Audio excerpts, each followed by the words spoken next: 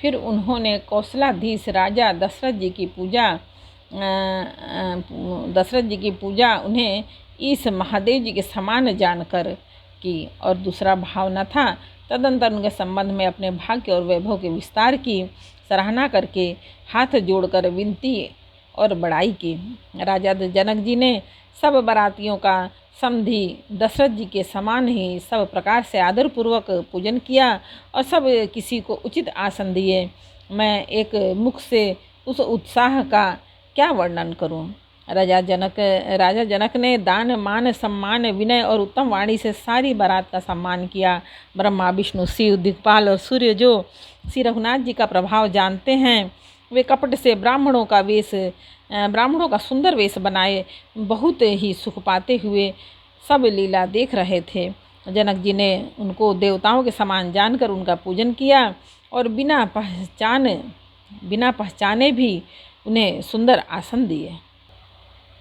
कौन किसको जाने पहचाने, सबको अपनी ही सुध भूली हुई है। आनंद कर्ण दुल्हा को देखकर दोनों और आनंदमय स्थिति हो रही है। सुजान सर्वज्ञ श्री रामचंद्र जी ने देवताओं को पहचान लिया और उनकी मानसिक पूजा करके उन्हें मानसिक आसन दिए। प्रभु का शील स्वभाव देखकर देवगण मन में बहुत आनंदित हुए।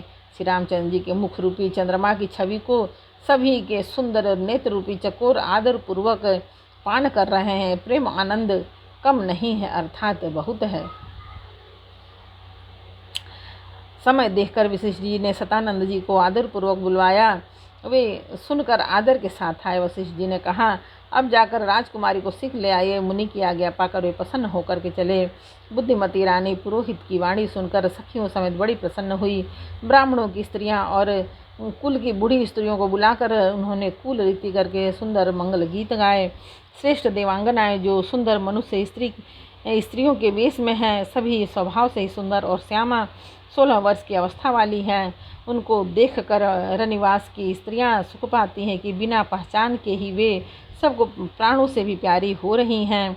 उन्हें पार्वती, लक्ष्मी और सरस्वती के समान जानकर रानी बार बार उनका सम्मान करती है। रनिवास की स्त्रियां और सखियां सीता जी का श्रृंगार करके मंडली बनाकर प्रसन्न होकर उन्हें मंडप में लिवा चली। सुंदर मंगल का साज सजकर रनिवास की स्त्रियां और सखियां आदर से सीता जी को लिवा चलीं। सभी सुंदरियां 16 श्रृंगार करके किए हुए मतवाले हाथियों की सी चाल चलने वाली हैं। उनके मनोहर गान को सुनकर मुनि ध्यान छोड़ देते हैं और कामदेव की कोयले भी लजा जाती हैं।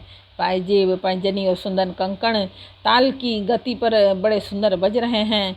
सहज ही सुंदरी सीता जी स्त्रियों के समूह में इस प्रकार शोभा पा रही हैं मानो छवि रूपी ललनाओं के समूह के बीच साक्षात परम मनोहर शोभा रूपी स्त्री सुशोभित हो।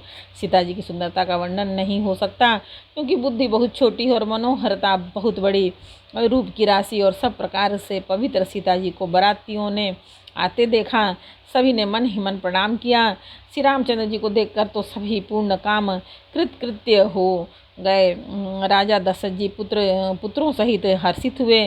उनके हृदय में जितना आनंद था वह कहा नहीं जा सकता। देवता प्रणाम करके फूल बरसा रहे हैं। मंगलों के मूल मुनियों के आशीर्वादों की ध्वनि हो रही है और गानों और नगाड़ों के शब्द से बड़ा शोर मच रहा है। सभी नर नारी प्रेम और आनंद में मग्न हैं। इस प्रकार सीता जी मंडप में आई। मुनिराज बहुत ही आनंदित होकर के शांति पाठ पढ़ रहे हैं। उस अवसर की सब रीति व्यवहार और कुलाचार दोनों कुल गुरुओं ने किए।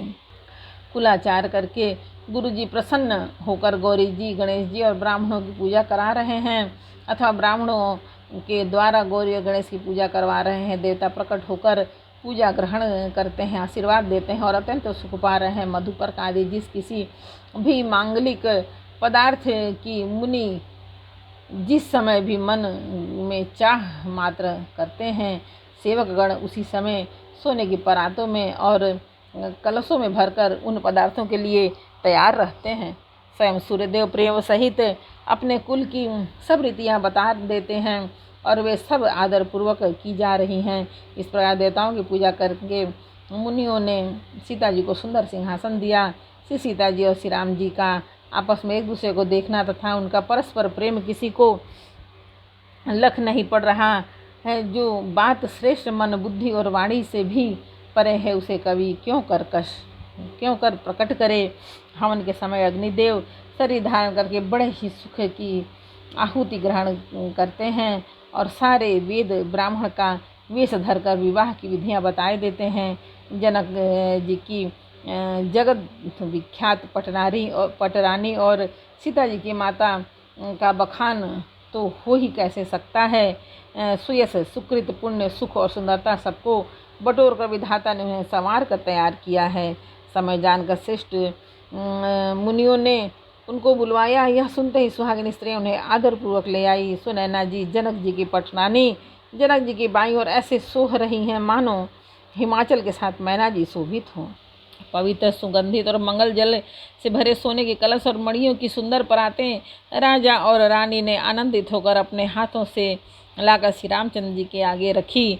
मुनि मंगलवाणी से वेद पढ़ रहे हैं। सुअवसर जानकर आकाश में फूलों की झड़ी लग गई। दुल्हा को देखकर राजा रानी प्रेम मग्न हो गए और उनके पवित्र चरणों को पखारने लगे। वे श्री राम जी के चरण कमलों को पखारने लगे। प्रेम से उनके शरीर में उल्कावली छा रही है। आकाश और नगर में होने वाली गान नगाड़े और जय जयकार की ध्वनि मानो चारों दिशाओं में उमड़ चली। जो चरण कमल कामदेव के शत्रु श्री शिव जी के हृदय रूपी सरोवर में सदा ही विराजते हैं, जिनका एक बार भी स्मरण करने से मन में निर्मलता आ जाती है, अकलयुग के सारे पाप भाग जाते हैं। जिनका स्पर्श पाकर गौतम मुनि की स्त्री अहिल्या ने जो पापमयी थी परम गति पाई। जिनका चरण कमलों का मकरंद रस गंगा जी शिव जी के मस्तक पर विराजमान है।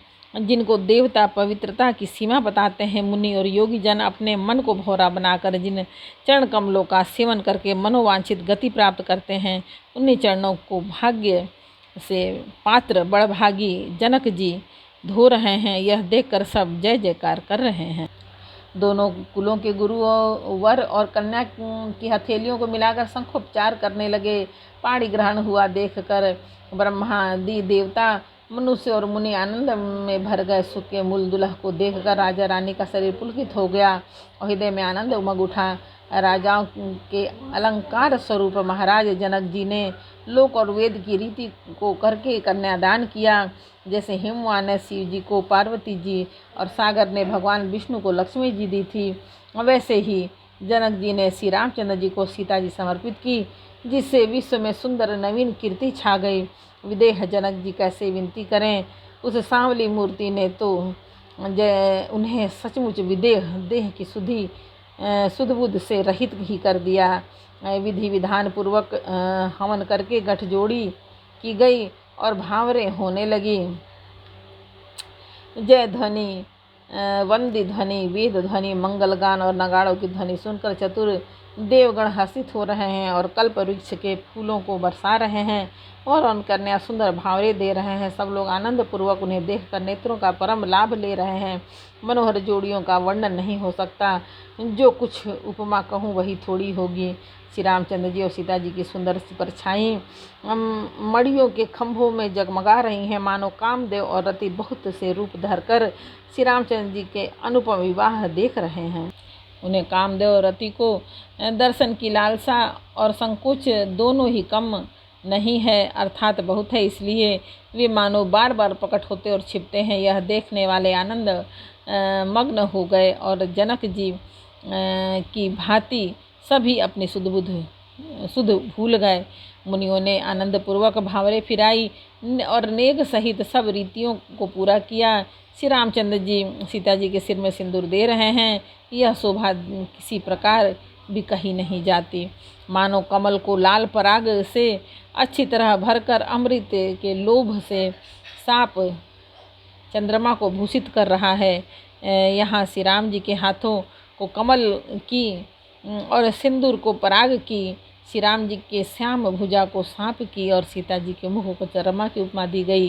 फिर वशिष्ठ जी ने आज्ञा दी, तब दुल्हा और दुल्हनी एक आसन पर बैठे।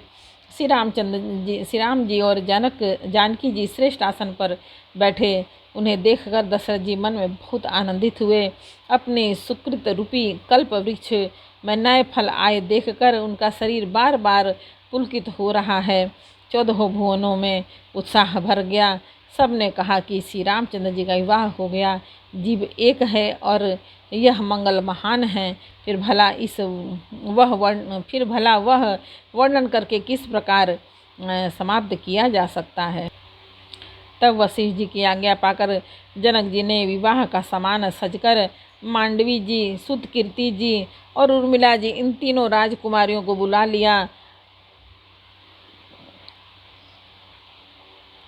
लिया और कुशध्वज की बड़ी कन्या मांडवी जी को, जो गुणशील और सुख और शोभा के रूप ही थी, राजा जनक ने प्रेम पूर्वक सब रीतियां करके भरत जी को ब्याह दिया। जनक जी की छोटी बहन उर्मिला को सब सुंदरियों में शिरोमणि जानकर उस कन्या को सब प्रकार से सम्मान करके लक्ष्मण जी को ब्याह दिया, और जिनका नाम सुतकीर्ति है, और जो सुंदर नेत्रों वाली, सुंदर मुख वाली और सब गुणों की खान और रूप तथा शील में उजागर है, उनको राजा ने शत्रुघ्न को ब्याह दिया। दुल्हा और दुल्हने परस्पर अपने अपने अनुरूप जोड़ी को देखकर सकुचाते हुए हृदय में हर्षित हो रही हैं। सब लोग प्रसन्न होकर के उनकी सुंदरता की सराहना करते हैं और देवगण फूल बरसा रहे हैं। सब सुंदरी दुल्हनें सुंदर दुल्हों के साथ एक ही मंडप में से शोभा पा रही हैं, मानो जीव के हृदय में चारों अवस्थाएं, जागृत, स्वप्न, सुषुप्ति और तुरीय, अपने चारों स्वामियों विश्व, तेजस, प्राज्ञ और ब्रह्म सहित विराजमान हैं। सब पुत्रों को बहुओं सहित देखकर अवध नरेश दशरथ जी ऐसे आनंदित हैं, मानो वे राजाओं के शिरोमणि क्रियाओं, यज्ञ क्रिया, श्राद्ध क्रिया, योग क्रिया और ज्ञान क्रिया सहित चारों फल, अर्थ, धर्म, काम और मोक्ष पा गए हों। एक बार बोलो रामायण मैया की जय। रामचरितमानस के बालकांड का 5वां समर्पण। भगवान जय श्री राम। जानकी पवन पुत्र हनुमान, बजरंग बली, भोलेनाथ, माता आदि सभी जय हो भगवान।